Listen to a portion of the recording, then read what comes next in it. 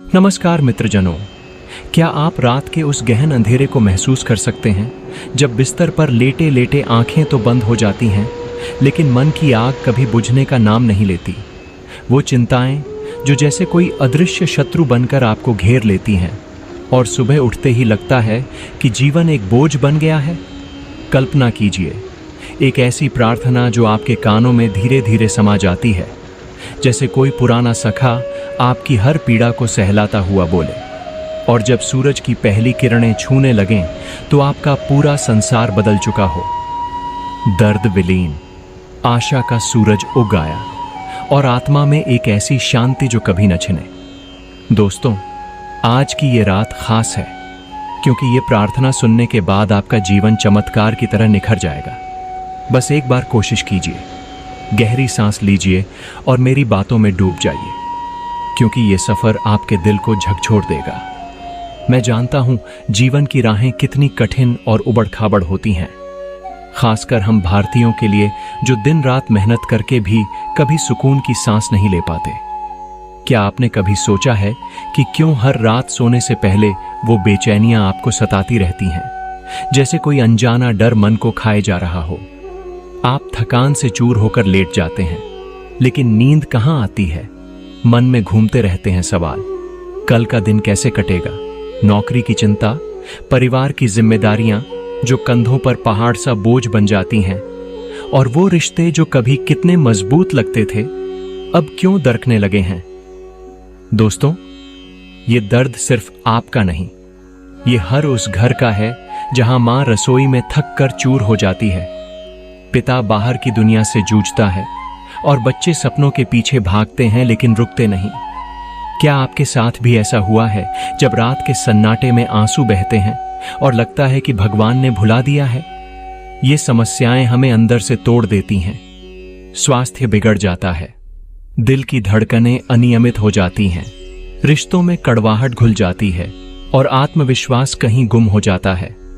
लेकिन रुकिए, क्या अगर मैं कहूं कि एक साधारण सी प्रार्थना जो सोते समय सुनाई जाए ये सब बदल सकती है, जैसे कोई जादू।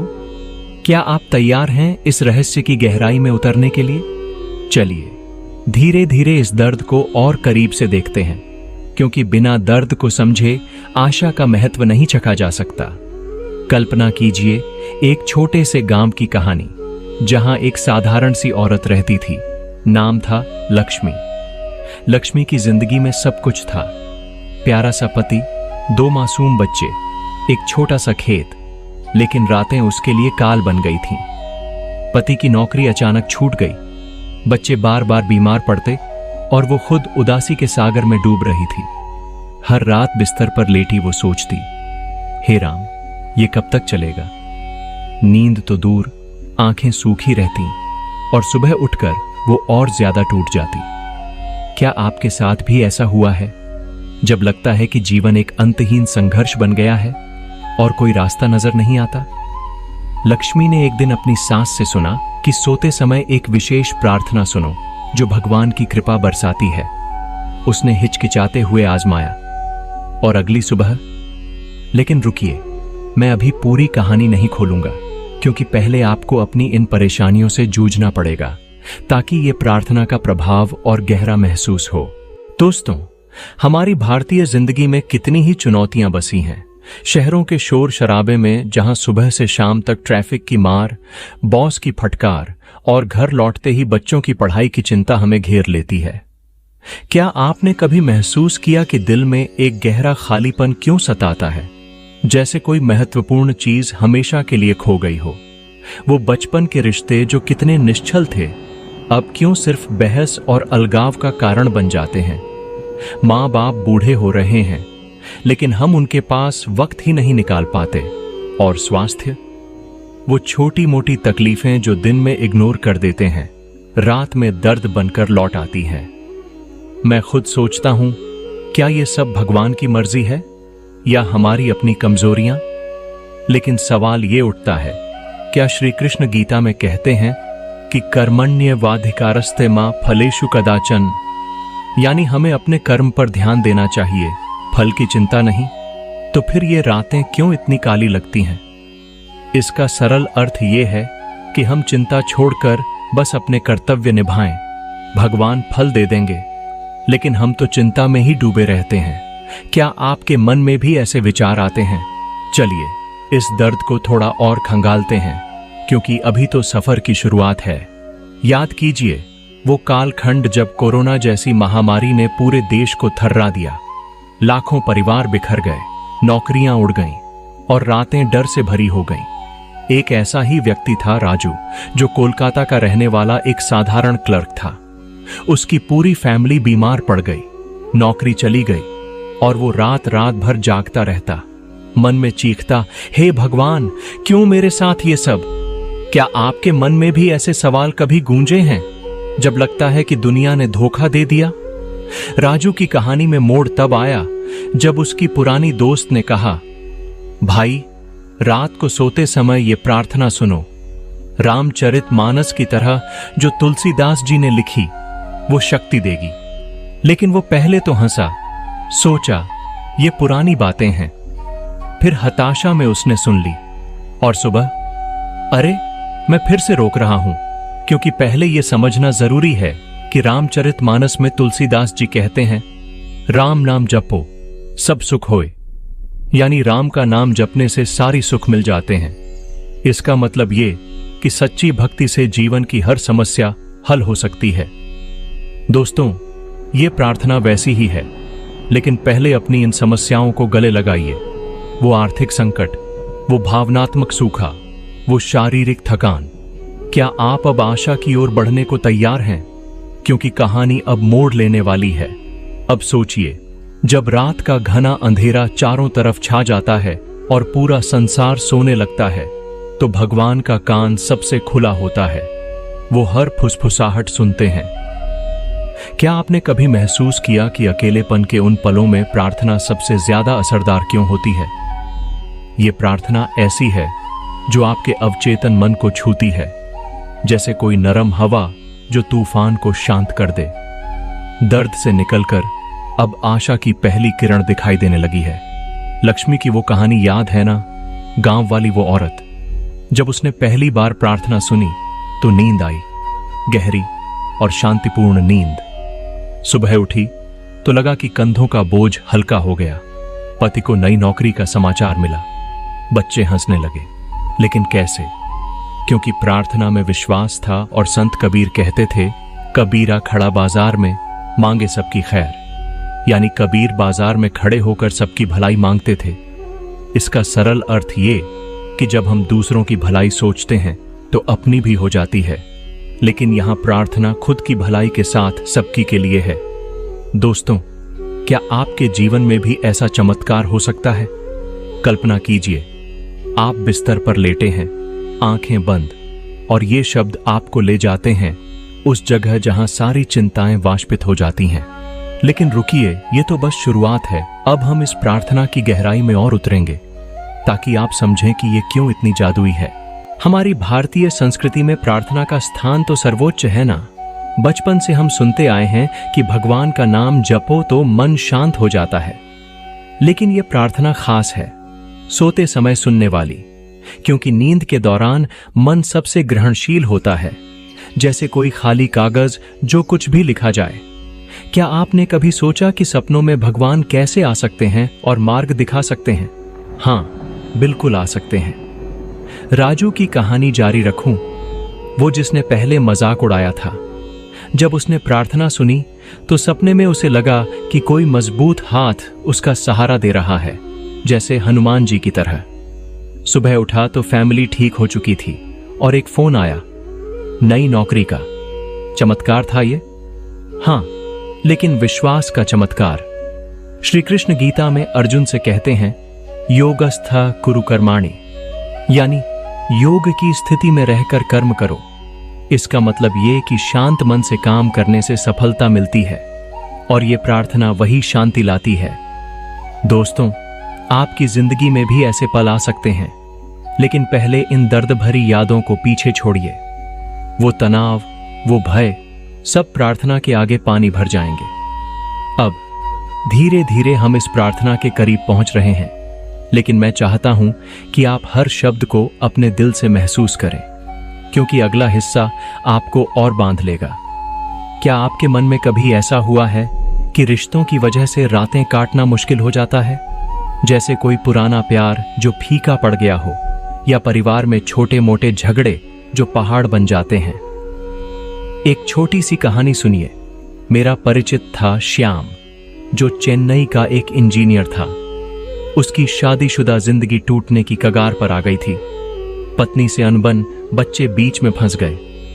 हर रात वो बेचैन होकर सोचता, क्या अब सब शेष हो गया? फिर एक शाम उसके चाचा ने सलाह दी, बेटा, सोते समय ये प्रार्थना सुनो। जैसे रामचरितमानस में राम सीता का प्रेम वर्णित है, वो शक्ति देगी। श्याम ने आजमाया। शब्द ऐसे थे जो सीधे दिल में उतर गए। क्षमा, प्रेम, आशीर्वाद। सुबह उठा तो पत्नी ने कहा, चलो बात करके सब सुलझा लें। और धीरे धीरे सब ठीक हो गया। क्या आप इस पर विश्वास करेंगे?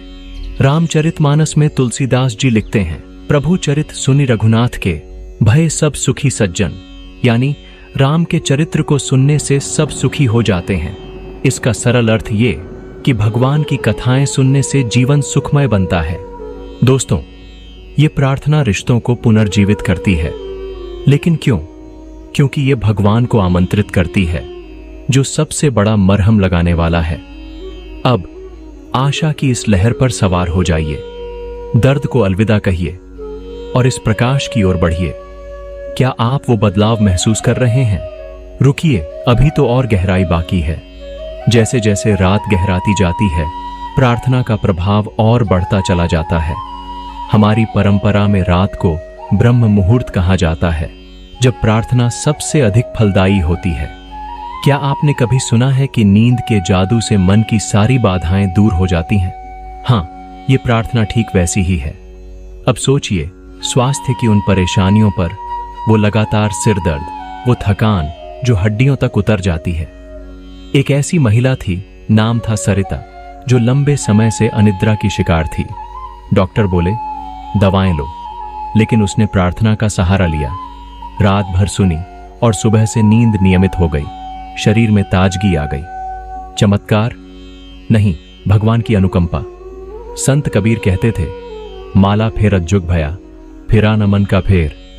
यानी माला फेरने से जिंदगी गुजर गई, लेकिन मन का फेर न गया। इसका मतलब ये कि बाहरी कर्म से ज्यादा आंतरिक शांति जरूरी है, और ये प्रार्थना वही आंतरिक शांति लाती है। दोस्तों, आपकी जिंदगी में भी यह संभव है, लेकिन जिज्ञासा बनाए रखिए, क्योंकि प्रार्थना के वो शब्द अब भी आने ही वाले हैं। पहले इस आशा को और मजबूत करते हैं। क्या आपके मन में अब सवाल उठ रहे हैं कि ये सब कैसे होगा? अच्छा है, तो चलिए और आगे बढ़ते हैं। अब जब हम दर्द की गहराई से आशा की ऊंचाइयों तक पहुंच चुके हैं, तो समझिए कि ये प्रार्थना कैसे अपना जादू चलाती है। ये शब्द आपके अवचेतन को नया रूप देते हैं, जैसे कोई पुरानी किताब को नया अध्याय लिखना। हमारी आध्यात्मिक परंपरा में मंत्र जप की बात होती है, लेकिन ये प्रार्थना मंत्र से कहीं आगे है। ये भगवान से सीधा संवाद है। एक और छोटी कहानी सुनिए। एक किसान था, हरिया, राजस्थान का रहने वाला, जो सूखे की मार से त्रस्त था। फसलें सूखी पड़ी, परिवार भूखा, रातें चिंता में कटती। फिर एक रात पंडित जी ने प्रार्थना सुनाई और सपने में उसे वर्षा होते दिखी। सुबह सच में बादल घिर आए, बारिश हुई। संयोग? नहीं, विश्वास का कमाल।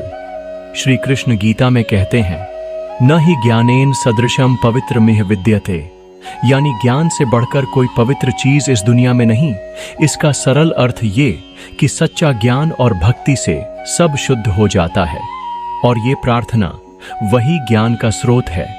दोस्तों, आपकी परेशानियां भी इसी तरह हल हो सकती हैं। अब धीरे धीरे प्रार्थना के द्वार खुलने वाले हैं, लेकिन पहले उस शांति को महसूस कीजिए जो आपके भीतर उमड़ रही है। क्या आप तैयार हैं? हाँ, तो चलिए इस पवित्र यात्रा पर। यह प्रार्थना सुनने से ठीक पहले एक गहरी सांस लीजिए, आंखें बंद कीजिए और भगवान की उपस्थिति को महसूस कीजिए, जैसे वो आपके पास ही बैठे हों। अब प्रार्थना शुरू हो रही है। धीरे धीरे सुनिए। हे भगवान, आप जो सर्वव्यापी हैं, हर सांस में बसते हैं, आज रात हम आपके चरणों में नतमस्तक होकर आते हैं। हमारी हर पीड़ा को सुन लीजिए, हर बेचैनी को दूर कर दीजिए। हे प्रभु, जैसे आपने सीता माता की रक्षा अयोध्या से लंका तक की, वैसे हमारी रक्षा कीजिए। हमारे जीवन के हर संघर्ष में साथ निभाइए। क्या आप ये शब्द महसूस कर रहे हैं? वो ऊर्जा जो आपके अंदर बह रही है, जारी रखिए, क्योंकि अभी तो और गहराई बाकी है। हे ईश्वर, हमें स्वास्थ्य का वरदान दीजिए, ताकि सुबह हम तरोताजा उठें। वो रात भर सताने वाला दर्द आपके पास ले लीजिए।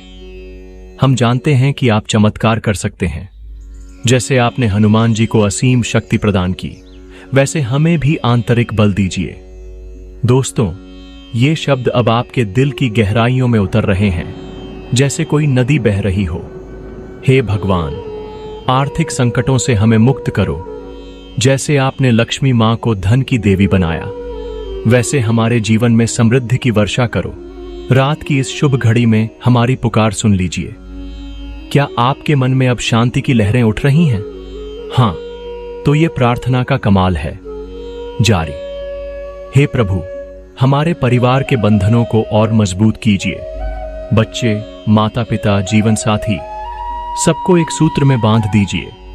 हम विश्वास रखते हैं कि आपका आशीर्वाद ही जीवन का सार है। जैसे भगवान कृष्ण ने अर्जुन को गीता का उपदेश दिया, वैसे हमें भी सही मार्ग दिखाइए। अब कल्पना कीजिए सुबह के उस सुंदर पल को, जब सब कुछ नया और चमकदार लगेगा। लेकिन प्रार्थना अभी पूरी नहीं हुई। सुनते रहिए। हे ईश्वर, हमारे डर को भगा दीजिए, विश्वास की ज्योति जला दीजिए। इस रात के अंधेरे में आपका प्रकाश फैला दीजिए। हम सोते समय आपके नाम का स्मरण करेंगे और सुबह नई उमंग से भरपूर होंगे। जैसे भगवान शिव ने समुद्र मंथन के दौरान विष पिया, वैसे हमारी परेशानियों को भी आप हर लीजिए। दोस्तों, ये प्रार्थना आपके जीवन को पूरी तरह बदल देगी। महसूस कीजिए उस परिवर्तन को। हे भगवान, हमें शांति प्रदान कीजिए, प्रेम की बौछार कीजिए, सफलता के द्वार खोल दीजिए। आपकी कृपा से हमारे हर सपने साकार हो जाएं। अब धीरे धीरे नींद की गोद में समा जाइए, लेकिन ये प्रार्थना आपके साथ हमेशा रहेगी, जैसे कोई रक्षक। अब प्रार्थना के समापन पर एक सकारात्मक संदेश आपके लिए। दोस्तों, जब सुबह की पहली किरणें आपको छुएंगी, तो याद रखना, भगवान ने हर शब्द सुना है।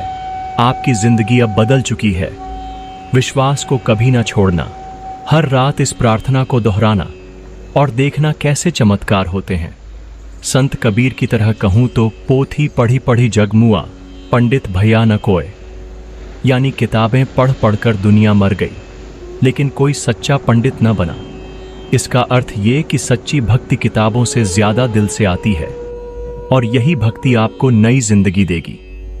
हे भगवान, आप सबको आशीर्वाद दें, शांति दें, सुख दें। आपका जीवन उज्जवल हो, हर कदम पर सफलता मिले। ओम शांति शांति शांति। सुंदर सपने देखिए। अगर इस प्रार्थना ने आपके मन को छुआ है, तो इसे दूसरों तक जरूर पहुंचाइए। आपका एक छोटा सा लाइक और सब्सक्राइब इस चैनल को और लोगों तक भक्ति का संदेश ले जाने में मदद करेगा।